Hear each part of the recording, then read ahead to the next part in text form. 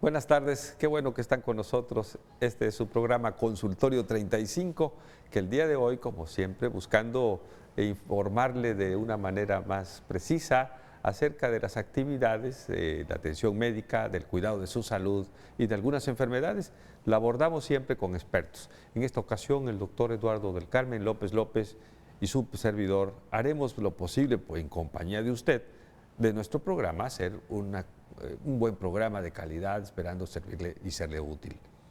Hoy abordaremos el tema de la calidad en la atención médica o la actitud médica de calidad, aquella que todos esperamos, que todos queremos cuando necesitamos por estar enfermo o bien antes, si no estamos enfermos, en la medicina preventiva o después en la rehabilitación para recuperar nuestras condiciones. Acompáñenos, este es Consultorio 35.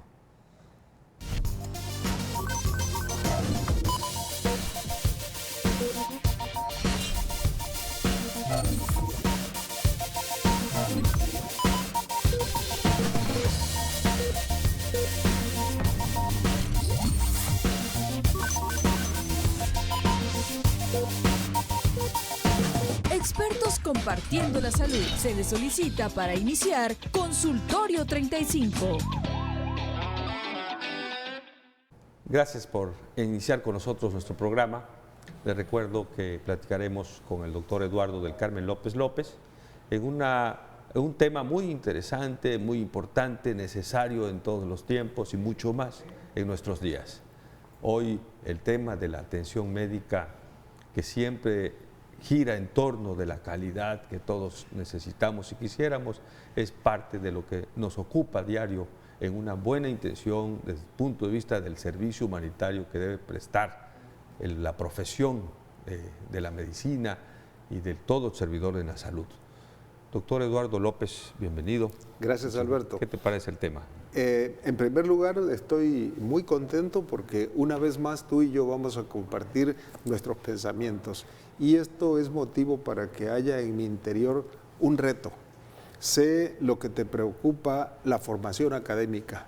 Sé la calidad de ser humano que eres, la calidad de amigo, de médico, pero sobre todo de hijo. Entonces, si vamos a hablar de calidad, qué bueno que somos personas preocupadas por eso y que mucho de nuestra vida la ocupa la búsqueda de la calidad. Hace algún tiempo, cuando yo todavía pretendía estudiar medicina, conocí al doctor Eduardo López en la atención de un familiar. Una de mis tías tenía un compromiso vascular muy importante en sus piernas y él aplicaba lo más innovador de aquellos tiempos, que era la aplicación intraarterial de los medicamentos antibióticos. Y después, ese fue primer contacto, el primer momento que tuve de conocer al doctor López, además de que, bueno, como estudiante había sabido de su buen servicio administrativo como director del Hospital del Iste en un tiempo, y luego como maestro de la escuela. Fuimos ambos coordinadores de la carrera de médico cirujano. Después coincidimos en una instancia en la cual se analiza la atención médica desde el punto de vista del arbitraje, y además pues siempre compartiendo diplomados y cursos con la intención de prepararnos mejor para la enseñanza de la medicina, participando en la actividad hospitalaria. Vemos el entorno de lo que ocurre todos los días con las quejas, con las necesidades de urgencia que se tienen, con el equipamiento de los mismos hospitales, las nuevas tecnologías para diagnóstico. Y claro que todo esto llevado a un análisis en el que hoy quisiéramos participar de la experiencia del doctor López y la propia, una en el servicio como profesional especialista en angiología y en la propia en la oncología, donde no siempre se ven éxitos, y esto hace que se sienta el dolor ajeno más seguido, de tal manera que pues allí nos esforzamos porque nuestros alumnos se formen en un espíritu de servicio con una ética profesional que llegue a impactar allá en donde se encuentren posteriormente participando con una buena actitud. Me gustaría comenzar pues el tema con un poquito de cómo en la vida personal, sin darme cuenta, he buscado la calidad. Desde mi formación en la escuela primaria, luego la escuela secundaria, la preparatoria, siempre tuve maestros de muy alto nivel. Nunca encontré en esa trayectoria a alguien que no cumpliera con su cometido con calidad, a alguien que no me exigiera lo mejor, a alguien que no me orientara hacia dónde buscar lo que no era posible tener directamente. Y eso me fue formando a estar continuamente pegado a los libros. En el cuarto año de primaria yo empecé en el Instituto Luis Gil Pérez, y porque la directora había comprado una colección de libros gráficos. A mí la manera de aprender es visual primordialmente. Prefería quedarme en la biblioteca a ir a jugar al recreo, y allí aprendí muchas cosas.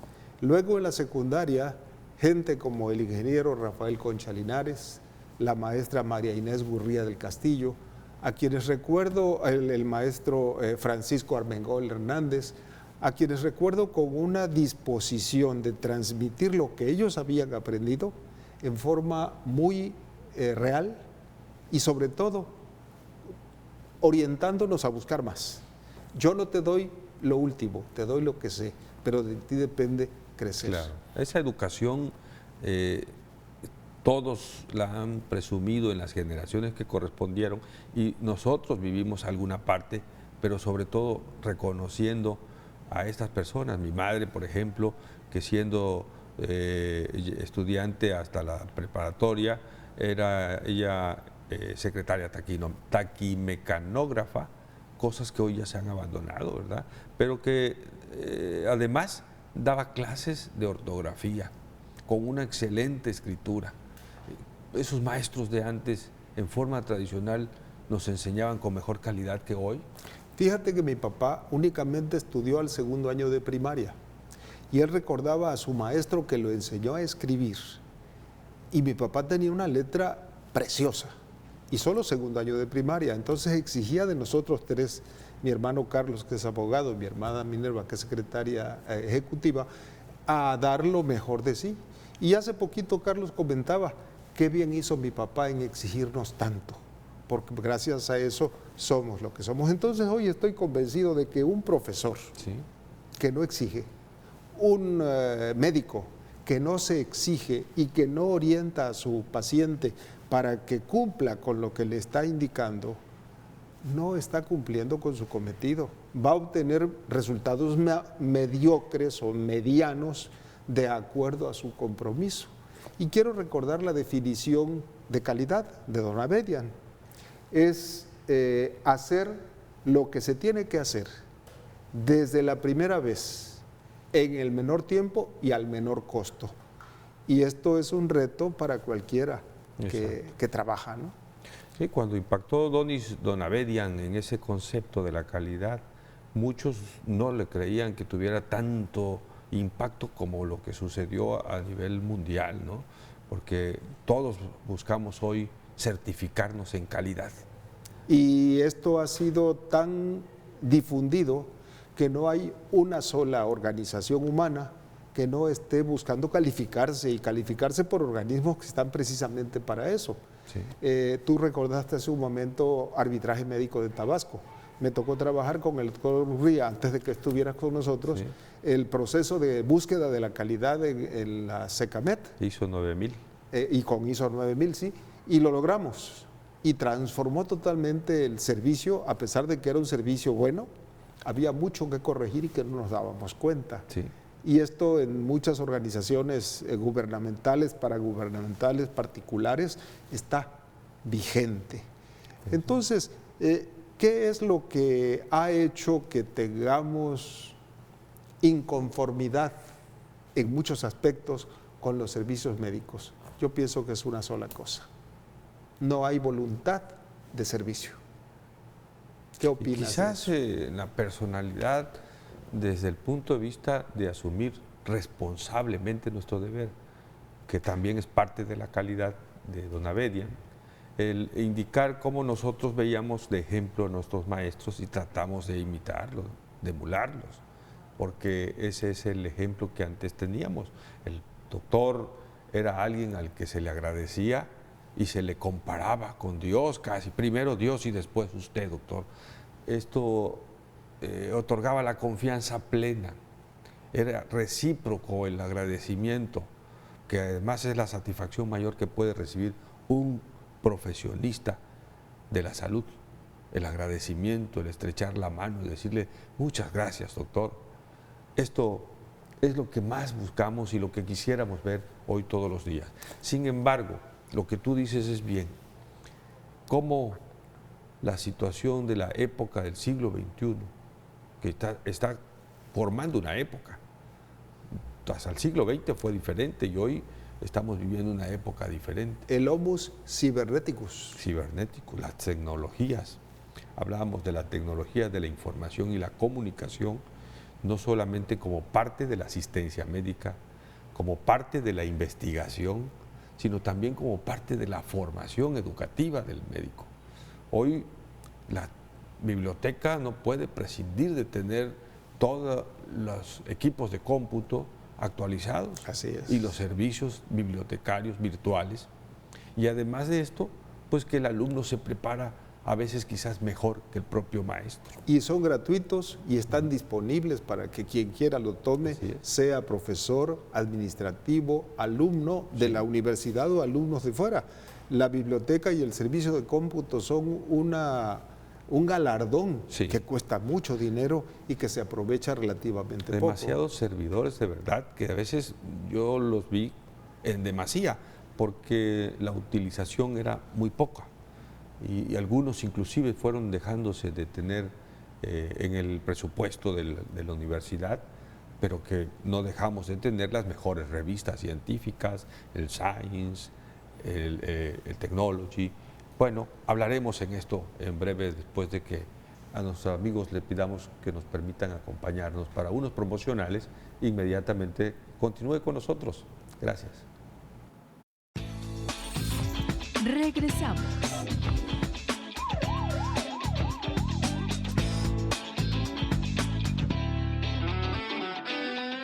Continuamos.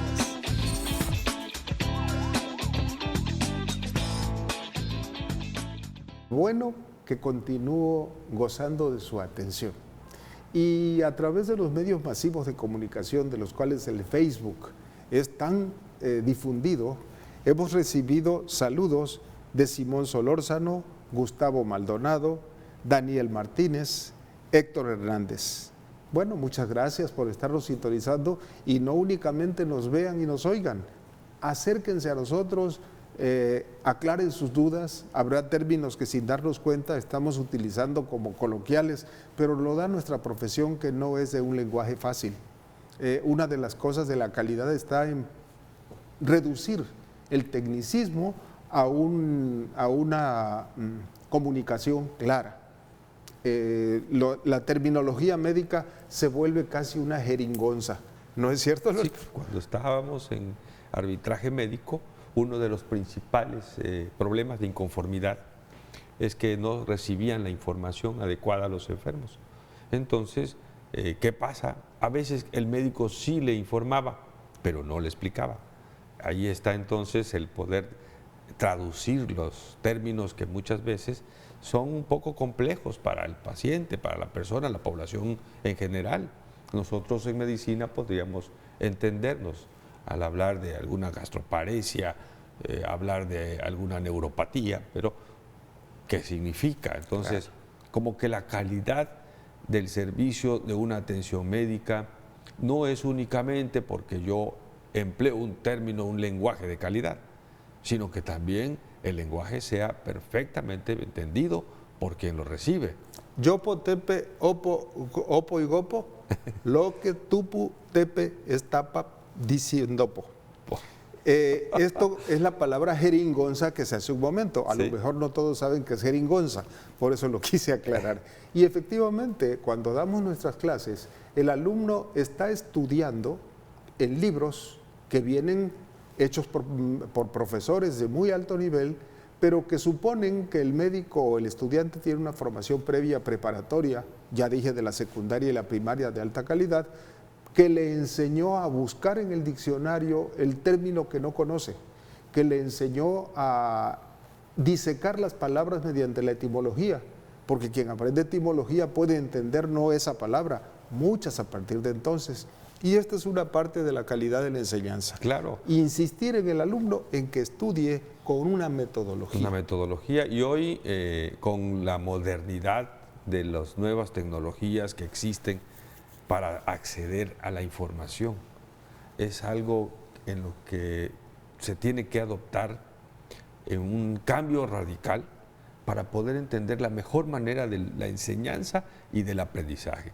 El alumno ya conoce cómo buscar el saber, y bien dice George Siemens, que es creador del conectivismo educativo, que hoy en día quien no está conectado va a ser el analfabeta, de tal manera que el alumno ya busca. Ahora no hay que temer qué tanto o qué va a aprender, qué va a saber, sino todavía lo que puede alcanzar a saber, porque buscando un concepto va a encontrar muchísimo más. Indudablemente. Y ellos ya saben cómo. El maestro es el que tiene que aprender ahora a saber cómo enseñar también. Acabas de usar un neologismo, así se llama a los términos nuevos que llegan a ser parte de nuestro lenguaje. Y muchas cosas de la comunicación informática han trascendido al lenguaje diario y hay que aprenderlo para expresarnos con claridad. El hecho de tener internet, en cualquier momento puedo comunicarme a cualquier parte del mundo o buscar cualquier término de cualquiera de las ciencias que existen o de los conocimientos que existen para estar claro. Sí, nada más es dedicar un ratito a esa tanta información actividad. Con bibliotecas virtuales actualizadas, que al segundo de este instante que estamos platicando, alguien en alguna parte del mundo está actualizando con algún otro tema. De tal manera que hoy la información a través de las redes sociales es extraordinaria, la información científica a través del Google académico, del PubMed, a través de las Cochrane bibliotecarias mundiales, más de 90 países, ahí están todas incorporadas de forma gratuita. Pero ojo, está a lo mejor pasándose el límite entre el uso de la tecnología y el abuso de la tecnología, porque ya se ha dicho hasta el cansancio que muchas veces el doctor Google está mejor capacitado que nosotros para dar la información médica que requiere, y no solo información, también la receta y el tratamiento quirúrgico y cómo se hace en cualquier parte del mundo. Yo quiero recordar algo que en arbitraje médico aprendí. No todo lo que se puede hacer, se debe hacer. Y el doctor Gurría decía una expresión en nuestro curso de hace 2 días. Hay que dar calidad con lo que se cuenta. Buscar lo mejor con lo que se dispone.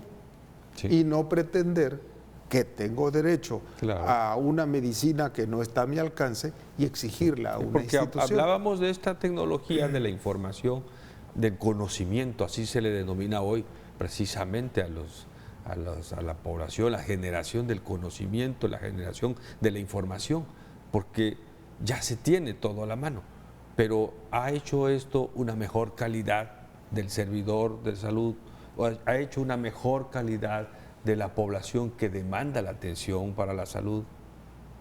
Parece que ahí es donde está la clave, donde lo que te refieres, de que el doctor Google tiene toda la información, pero ¿la tendrá quien accede a buscarla? ¿Y será que todo lo que dice Google es cierto? Ahí es donde está la realidad.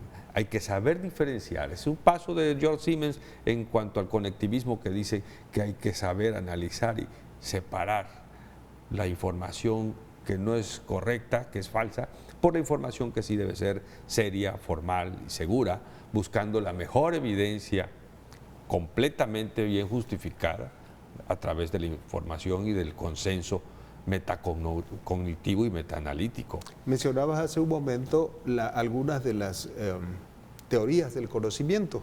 hablaste del conductismo y luego del constructivismo, que es lo actual. Sí. Y parece ser que la unión de los dos es el ideal. Exacto. Estar los dos aplicados conduciendo en las vías internet. Con una formación en la que ambas partes aprenden, el alumno y el profesor. Sí, no basta que hoy leamos un artículo y nos quedemos con esa idea, porque allí nos construiríamos todavía en forma interrumpida. Analizar otra idea sería todavía un poco más complementario. Sin embargo, existen blogs en internet, existen servidores que agrupan ya en consenso varios artículos que a nosotros nos llevaría mucho tiempo leerlos, y nos dicen allí el consenso que más coincide de todos ellos. De tal manera que es una suerte buscar esa información seria y bien analizada de esa manera en forma razonable. De allí que en las universidades de calidad se hable de programas a propósito. Es decir, el programa tiene que estar planeado exactamente con lo que pretendo lograr en mi alumno. Estamos en nuestra universidad con un nuevo paradigma. Ya no es tan nuevo, ya tiene varios años que estamos intentando en el constructivismo y bueno, algo se ha avanzado, pero nos damos con la falta de comprensión de algunas gentes jóvenes o viejos, porque no es cosa de edades, que se resisten al cambio. Porque aprendieron en la enseñanza tradicional de verbalmente transmitir la información. O transmitir a través de diapositivas que lees de arriba abajo y ahí termina la comunicación. Sí, así como lo hacían antes los juglares en su tiempo, que declamaban, cantaban, hacían poesía, todo memorizado para poder atender al rey. En aquellos tiempos, bueno, no había lo que hoy tenemos. Por eso, esta nueva época que nos toca vivir requiere de que exista calidad humana de servicio responsable. Y hablas de un término extraordinario, el humanismo, que no es de hoy. El humanismo, que es el amor al prójimo, el amor a mí mismo, es decir, el amor a la humanidad. Amor entendido como el que es capaz de quitarse lo que tiene para el beneficio del otro. No es caridad, porque caridad es solo dar lo que me sobra. Amor significa entregarme al beneficio del otro. Y solo a través del amor a lo que estamos haciendo podemos llegar a encontrar la calidad. La medicina en particular, la atención médica, ha venido diversificándose, dividiéndose y minimizándose. ¿Por qué? Porque hoy, si tenemos un problema ocular, vamos con el oftalmólogo. Si tenemos un problema urológico por las vías urinarias, si tenemos un problema ginecológico, vamos con el ginecólogo. Pero ya las nuevas normas de atención médica limitan la función al ginecólogo, al oftalmólogo, exclusiva y específicamente en lo que ya ha sido capacitado. Hace 45 años, 47 ya, terminé mi licenciatura de medicina. Sí. Allí tuve profesores como el doctor Lamberto Castellanos Rivera, Magnífico. El doctor Alberto Cámara Romero, el doctor Amador Izundegui Rullán, urólogo, el doctor Lozoya, César Lozoya, el doctor Héctor Lozano. Todos ellos nos enseñaron con el ejemplo. Qué gentes para ser entregadas a su quehacer. El doctor Juan José Borregar, el doctor José Luis Martínez Ruiz. Exacto. El doctor Orama Sáenz, que todavía vive. El maestro. Estas personas tenían un ejercicio profesional muy comprometido. Sí. Y eso permeó hasta el doctor Manuel Rodríguez, García, que me recuerdo muy bien, que ya era un hombre nonagenario y estaba operando. Sí. Él se quitó la bata para fallecer. Exactamente. Un mes y medio antes de su fallecimiento. Esto nos da un ejemplo, pero no podemos quedarnos en el pasado. No. Ellos no tenían la facilidad que hoy tenemos. En ese tiempo apenas usaban los rayos X en una pantalla como fluoroscopía, luego se usaron los rayos X en una placa radiográfica. ¿Y hoy qué tecnologías tenemos? No, pues ya hoy es todo virtual, se imprime la imagen directamente o se envía por correo electrónico y el médico lo tiene en su consultorio, lo tiene en su smartphone Hoy la tecnología tiene que ser parte de nosotros y saberla utilizar es el nuevo paradigma. El otro problema o el otro paradigma, diría, es la farmacoterapia. Disponemos de tal cantidad de sales activas que cuesta mucho trabajo seleccionarlas. Claro, eso está interesante. Regrese con nosotros después de este breve promocional. Muchas gracias. Regresamos.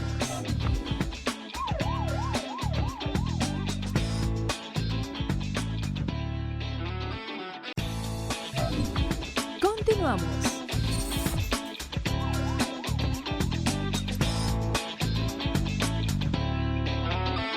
Continuando con nuestro tema de calidad en la atención de salud, el doctor Alberto Abdo y yo hemos estado haciendo una especie como de revisión de nuestra vida profesional, pero nuestra preocupación primordial es que los profesionales que estamos formando sean cada día mejores.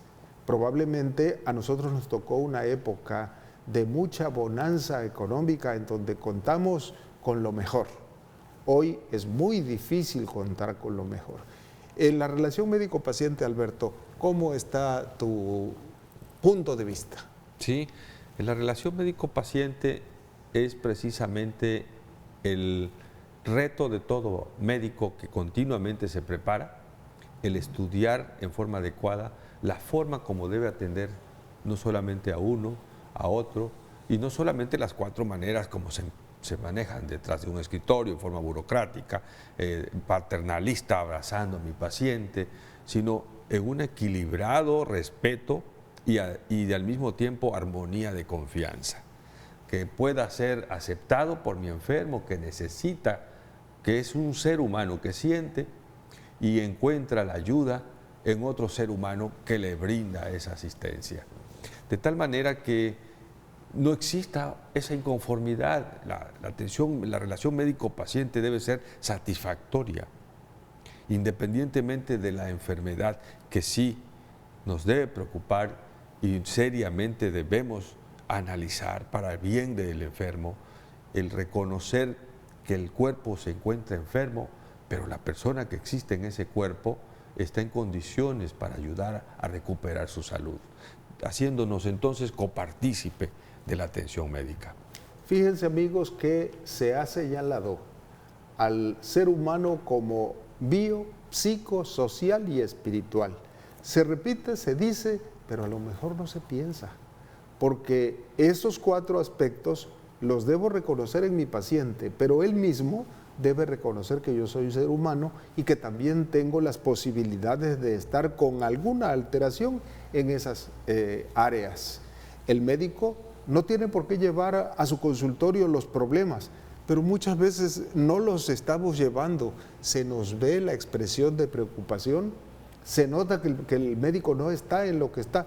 Máxime si tiene junto a él el teléfono celular, cosa que debe ser totalmente evitada, o estar con la computadora comunicándose para alguna cosa según él de importancia, pero que se le está haciendo sentir al paciente que el tiempo de que dispone no es de él. Claro. Fíjate que venía a la memoria uno de los pensadores teóricos, históricos, considerado padre de la pedagogía, Comenius, Juan Antonio Comenius.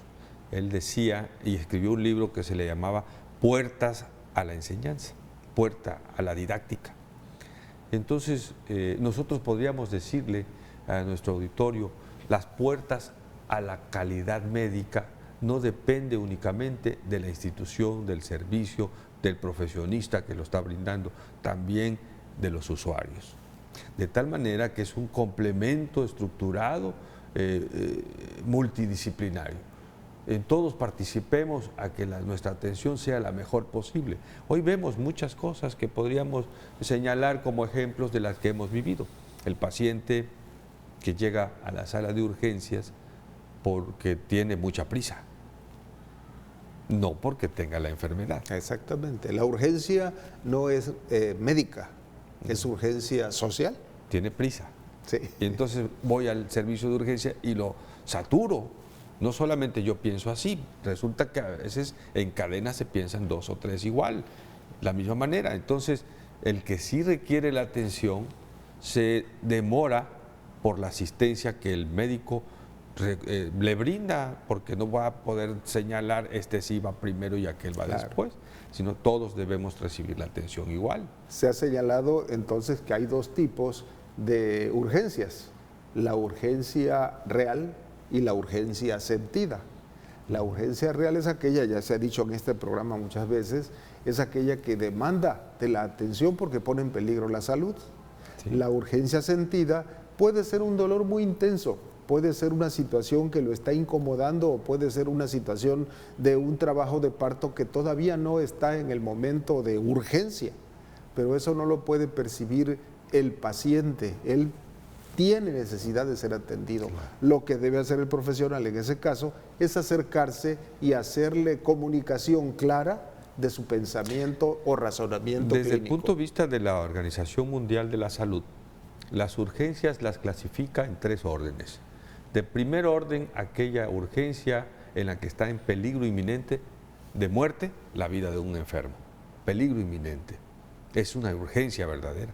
Después la urgencia de segundo orden, aquellas en las que no está en peligro inminente de muerte, pero padece una enfermedad complicada, con un desacoplamiento inhabitual por falta de ingesta de un medicamento, un paciente diabético llega descompensado y puede fallecer si no se atiende. Entonces, un padecimiento que lo puede llevar a peligro inminente de muerte. Esa es la de segundo orden. Y las de tercero son aquellas que no padecen ni tampoco están en peligro de muerte, pero que requieren atención, como es un trabajo de parto. Entonces, tomando en cuenta esto, hay muchas patologías que si hacemos caso de la medicina preventiva, podemos evitar a considerarla una urgencia médica. Y sí, no saturar así los servicios de médicos, como decía hace un momento. Ahora, otra participación que vemos en el área de hospitalización y en el área de consulta externa, la saturación de pacientes que a lo mejor por falta de sillas están encima de la puerta del consultorio. ¿Cómo percibe el médico esa presión de que están 5 personas en la puerta? Todos quieren pasar ya. Yo soy el que sigo, doctor. La otra parte es la programación. Al paciente se le cita a determinada hora y el médico de calidad le va a dedicar lo que demande cada caso en especial. Pudiera ser que tenga cita a las 4 de la tarde, pero la atención que requería en un momento dado el que estaba con una urgencia real, lo sustrajo y llega tarde al consultorio. Sí, no es que llega tarde por otras razones, ¿sí? Pero de todos modos, todo se va a atrasar y el que tenía cita a las 5 de la tarde ya no va a ser a las 5, va a ser a las 5:15, 5:30 o a las 6, o finalmente van a llegar a decirle, sabe que el doctor no va a dar la consulta porque tiene una urgencia en el quirófano. Y eso tiene que aclararse y buscar a alguien que supla al médico en su atención para dar una buena atención. Claro. Aunque no resuelve el problema porque no es el especialista programado. El doctor Sánchez, bueno, voy a omitir su nombre, pero es un amigo nuestro de muchos años de experiencia. Él siempre platica cuando de repente enfrenta la atención a una persona que acaba de fallecer.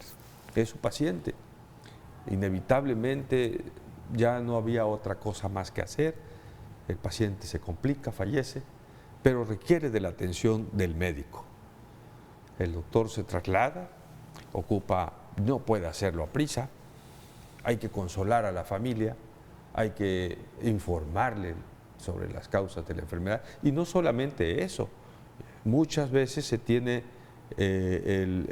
la pregunta de si la enfermedad es contagiosa, si tenemos que sepultarlo inmediatamente o puede esperar, cómo vamos a realizar su sepelio, a qué trámites debemos realizar en un registro civil para poder tener el acta de defunción.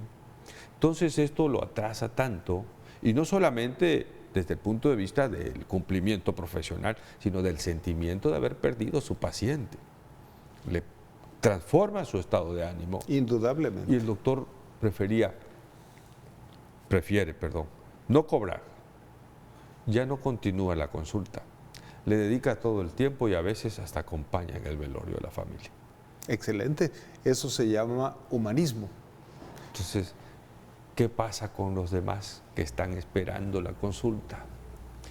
Pero que este médico de repente también sufre de depresión. Indudablemente. Y se cansa, se agota.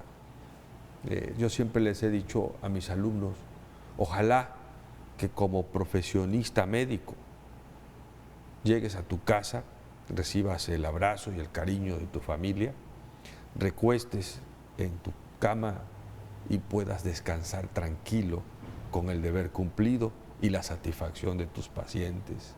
Todo esto lo señala Hipócrates desde la historia de la medicina a principios de la humanidad y no ha dejado de tener valor. El ser un médico de calidad es lo que hoy estamos tratando de hacer en nuestra Escuela de Medicina 2017 y estamos formando la estructuración de planes de estudio 2018-2022 con una nomenclatura de médico general de calidad. Y todos queremos ser médicos especialistas porque en la generación pasada era necesaria la especialidad médica. Hoy se necesita un médico especialista en medicina familiar. Sí. ¿Cómo es la medicina familiar? Hoy, dentro de los modelos educativos, al médico familiar es al que más se le insiste en este modelo de competencia. El modelo de competencia tiene que incluir en el médico en mantenerse actualizado. No se puede hoy actuar sin tener la información más actualizada y evidente. De tal manera que allí ya no se puede repetir lo que la eminencia de aquel maestro me enseñó. Es la diferencia entre la eminencia y la evidencia.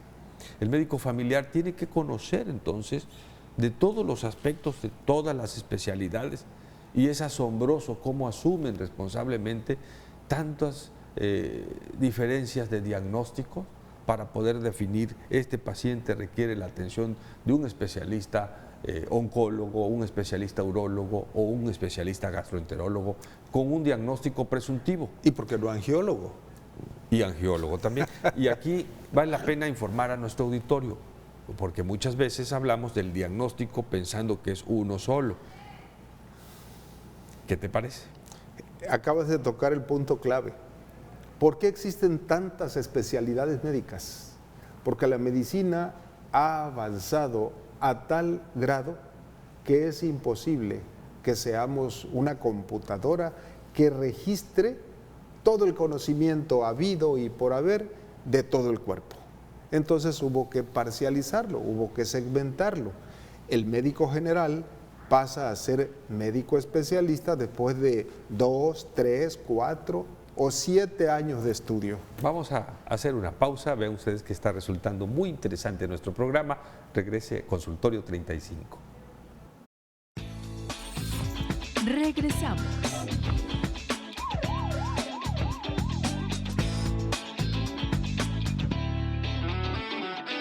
Continuamos.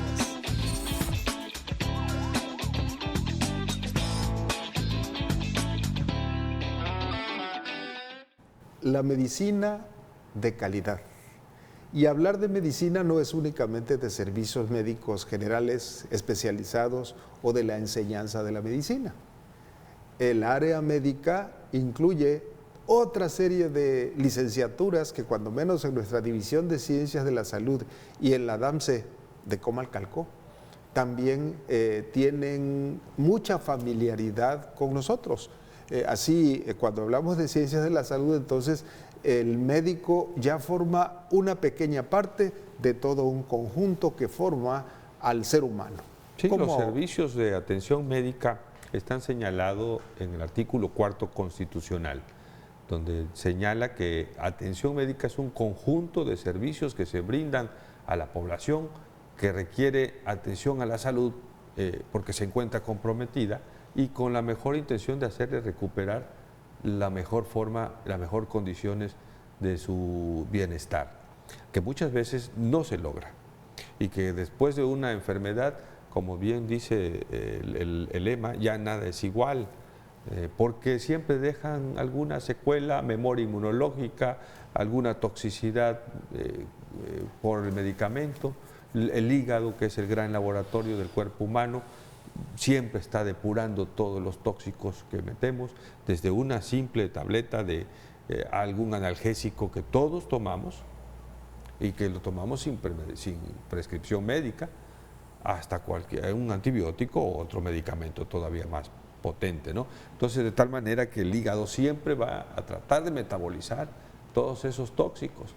Y en este cuidado participa mucho también el servicio de enfermería, los laboratorios. Por eso es que le decíamos los diagnósticos. Uno puede ser el diagnóstico clínico que realizamos al examen médico, otro es el diagnóstico radiológico por imagen o endoscópico, cuando visualizamos la lesión, o bien puede ser diagnóstico histopatológico, el confirmatorio, el concluyente, diagnóstico de conclusión. Muchas veces nuestro paciente nos dice: es que me diagnosticaron una dispepsia y ahora usted me dice que tengo gastritis y el endoscopista me dice que tengo úlcera. ¿A quién le entiendo, no? Bueno, se trata de un solo padecimiento reinterpretado por las vías de abordaje para poder identificar la enfermedad.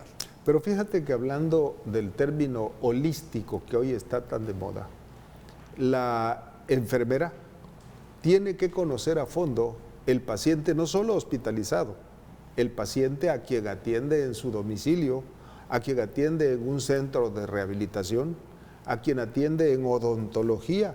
La enfermera o el enfermero, porque es servicio de enfermería, están junto al paciente y deben conocer desde su propia profesión la índole del padecimiento que el paciente presenta y hasta dónde llega su propia responsabilidad. El odontólogo debe cuidar la salud bucal y no olvidemos que de allí derivan un mundo de padecimientos infecciosos que muchas veces no tomamos en cuenta y estamos luchando contra el enemigo número uno, las bacterias. Y que una odontalgia, es decir, un dolor de muelas, acaba con la vida social del paciente y de la familia.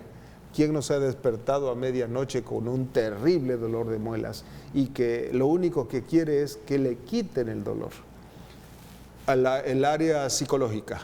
También. El paciente acaba de recibir la noticia de que tiene una dispepsia y como no lo entiende, ya se angustió terriblemente, le llama a Chana, Juana y a su hermana a ver quién se lo explica y cada uno le da una versión diferente. ¿O recomienda algún producto, algún remedio? Sí, también le da, la televisión le da información que hacer con el proceso. Hoy los pacientes tienen acceso al internet y México está comunicado. Entonces, si todos tenemos esa facilidad y ojalá el desarrollo de esa oportunidad de informarse sea bien aplicada, haciendo a un lado toda la basura que existe, porque hay muchísima información falsa, virales y de estos nuevos memes que le llaman, que son creaciones para divertirse, pero no tienen una importancia seria, formal, sobre todo en el aspecto de salud. Entonces, buscar la información, como muchos pacientes lo hacen: doctor, yo ya busqué y mire, esto me recomiendan, aparece en la información en internet, son nuevos productos, algunos de ellos a veces no lo tenemos al alcance por el costo. Y ahí viene otra trivia que hay que vencer, ¿verdad? Estoy extrañando a nuestra colaboradora, a Olivia Magaña, que en el aspecto psicológico, en cada uno de nuestros programas, les está dando un punto de vista desde esa área del conocimiento que es el pensamiento. Parece fácil, cualquiera cree que tiene salud mental y para llegar a la enfermedad mental primero hay que pasar por una serie de fallas de los mecanismos normales de equilibrio mental. Sí. Entonces la psicología hoy es indispensable de tomar en cuenta en la atención médica. Todos los aspectos de nuestra vida. Olivia siempre cita a la doctora Elizabeth Kübler-Ross. Ella es autora de un libro que se llama La Rueda de la Vida, y en esta menciona precisamente los temores del paciente.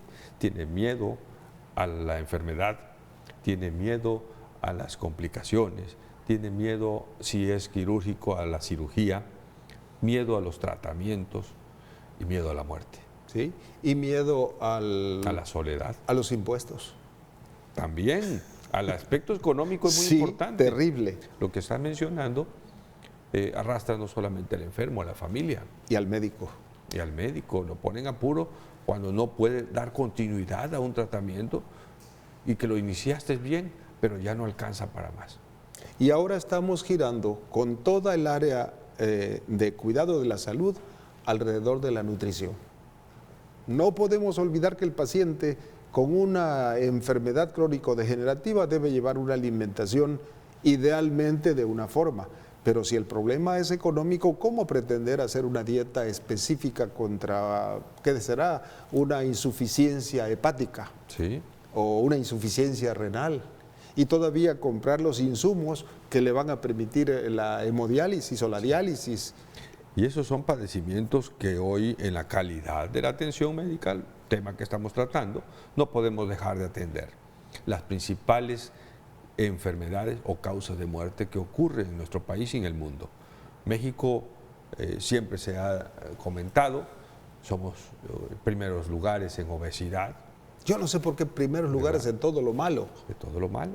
Tenemos una muy mala conducta nutritiva y que está generando precisamente esa obesidad, porque los alimentos que estamos consumiendo siempre han existido, pero ahora lo estamos consumiendo mal o más, a determinados cambios de horarios en los alimentos, mala preparación emocional para poder comer, comemos a prisa, comemos algo creyendo que con esto ya tenemos satisfecho el estómago, pero no nutriendo nuestro organismo.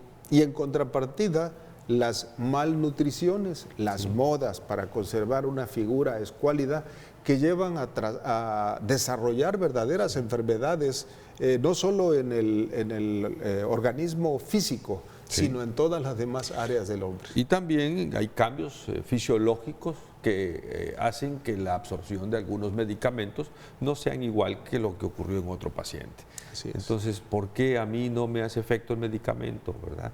¿Por qué no se absorbe como debe de ser? ¿O por qué se eliminó tan rápido? Esto lo tiene que tomar en cuenta el médico cuando tenemos enfrente ya a la población enferma por obesidad, por problemas degenerativos crónicos como la diabetes, las complicaciones de la hipertensión, problemas cardíacos, la insuficiencia renal a que te referías. Escuchamos todos los días las solicitudes de bolsas de diálisis para la atención de nuestros enfermos. Y ahora todavía más le agregamos las necesidades de las personas mayores, que los ancianitos no pueden tener al alcance de los servicios sin tener un servicio de urgencia geriátrica, un servicio gerontológico, hospitalario adecuado. No hay hospitales todavía preparados para ellos y la transición demográfica ya llegó. Hemos estado trabajando esta tarde para ustedes alrededor del núcleo de la medicina, pero está la medicina preventiva, la salud pública, antes que todo esto que es lo más caro, es decir, vale más prevenir que tener que remediar. Y después de todo ese proceso patológico está la medicina física y de rehabilitación, es decir, el paciente se alteró física, mental, social y espiritualmente. Bueno, ya sé el diagnóstico, ya lo traté o lo estoy tratando, pero ¿cómo lo restablezco a una vida productiva? Claro, importante que tengamos entonces una atención médica integral. Sí. Que abarque precisamente todos los aspectos.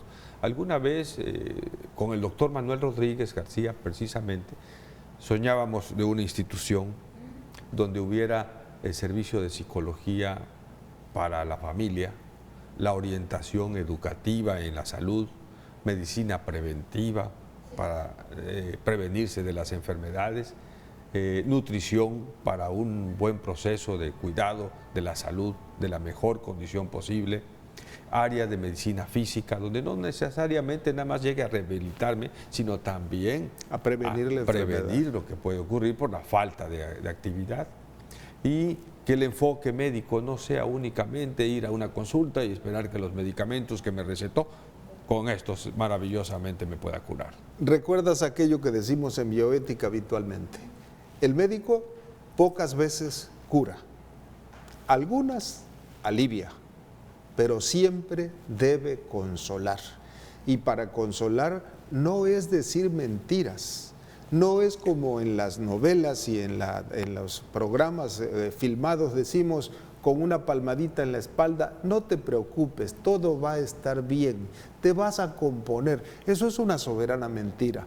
¿Cómo le voy a decir esto a una persona que está percibiendo el dolor y sabe que se va a morir?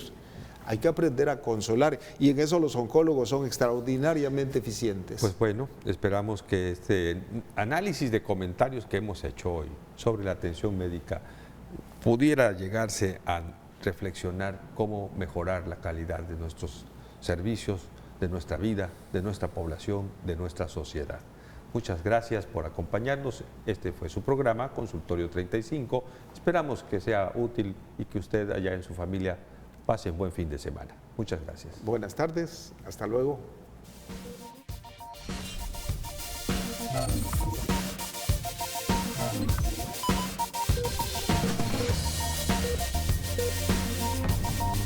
Te invitamos a que nos consultes en una próxima emisión.